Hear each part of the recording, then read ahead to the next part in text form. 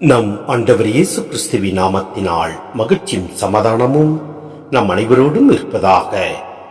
திருத்துதர் பணிகள் 4:1-12 முடிய. பேதுருவும் யோவானும் மக்களோடு பேசிக் கொண்டிருந்தனர். அப்போது குருக்களும் சதுசேயர்களும் கோவில் காவல் தலைவரும் அங்கு வந்தார்கள். அவர்கள் மக்களுக்கு கற்பிப்பதையும் இறந்தோர் இயேசுவின் மூலம் உயிர் தெழுவர் என்று அறிவித்ததையும் கண்டு எரிச்சல் அடைந்து அவர்களை கைது செய்தார்கள். ஏற்கனவே மாலையாகிவிட்டதால் மறுநாள் வரை காவலில் வைத்தார்கள். அவருடைய வார்த்தைகளை கேட்ட பலரும் நம்பிக்கை கொண்டனர். இவ்வாறு நம்பிக்கை கொண்ட ஆண்களது எண்ணிக்கை ஏறக்குறைய 5000. மறுநாள் தலைவர்களும் மூப்பர்களும் மறைநூல் அறிஞர்களும் எருசலேமில் ஒன்று கூடினார்கள். அவர்களுடன் தலைமை குருவான அன்னாவும் கைப்பா, யோவான், அலெக்சாந்தர் ஆகியோரும் தலைமை குருவின் குடும்பத்தை சேர்ந்த அனைவரும் கூடியிருந்தார்கள். அவர்கள் திருத்துதர்களை நடுவில் நிறுத்தி, நீங்கள் எந்த வல்லமையால் அல்லது எந்த பெயரால் இதனை செய்தீர்கள் என்று வினவினார்கள்.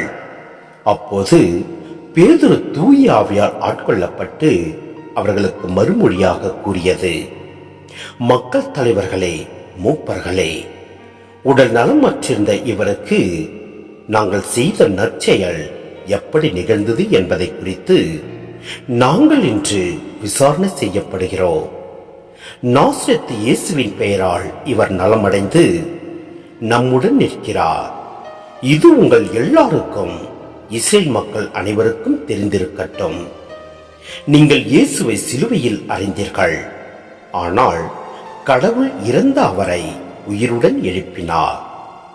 இந்த இயேசுவே கட்டுகிறவர்களாகிய உங்களால் இகழ்ந்து தள்ளப்பட்ட கல், ஆனாலும் முதன்மையான மூளைக்கல்லாக விளங்குகிறார். இவராலேயன்றி வேறு எவராலும் மீட்பு இல்லை. ஏனென்றால் நாம் மீட்பு பெறுமாறு வானத்தின் கீழ் மனிதரிடையே இவரது பெயரின்றி வேறு எந்த பெயரும் கொடுக்கப்படவில்லை. சிந்தனை: இயேசுவின் பெயரால் அன்றி வேறு எந்த பெயராலும் நமக்கு மீட்பு இல்லை என்பதை சிலர் ஏற்றுக்கொள்ள மறுக்கின்றனர். ஆனால் இது திருச்சபை தீர்மானித்ததல்ல. இது இயேசுவின் தெளிவான போதனையே. யோவான் 14:6 நாம் பார்க்கின்றோம். மேலும் இயேசுவே உலகின் மீட்பர் என கடவுள் தீர்மானித்ததால் அவருக்கு இணையாக வேறு எவரும் இருத்தலாகாது. நாம் எப்படி பாவத்திலிருந்து மீட்க பெறுகிறோம் என்பதில் விவாதத்திற்கு இடமில்லை. வேறு எந்த மத போதகரும் கடவுளிடமிருந்து வரவில்லை. வேறு எந்த மத தலைவரும் இறந்தோரிடமிருந்து உயிர் தெழவில்லை. நாம் தம்முடன் உறவு கொள்ள இயேசுவையே கடவுள் நிலையான வழியாக நியமித்துள்ளார். லூக்காவின் காலத்தில் பேரரசே மீட்பர் என பலர் எண்ணினர். ஆனால் இயேசுவே மீட்பர் என இங்கு வலியுறுத்தப்படுகின்றது. ஆம், நம் ஆண்டவர் இயேசுவே நமது மீட்பர். எனவே அவரில் நாம் நம்பிக்கை கொண்டு நாம் நிலை வாழ்வை பெற்றுக் கொள்வோம். ஆமென்.